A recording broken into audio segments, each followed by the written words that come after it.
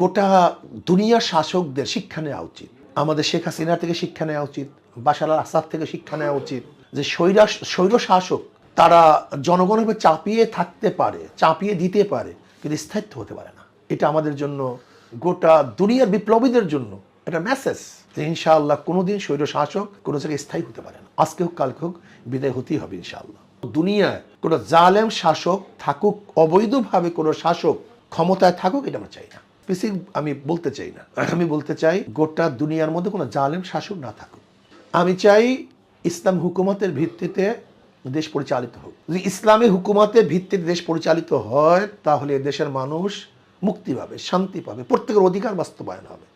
যেখানে মুসলিম, হিন্দু, খ্রিস্টান, বৌদ্ধ, ঋষি, চামার, কামার, তাঁতি, জেলে, মজদুর, শ্রমিক, প্রত্যেকটা মানুষের অধিকার বাস্তবায়ন হবে।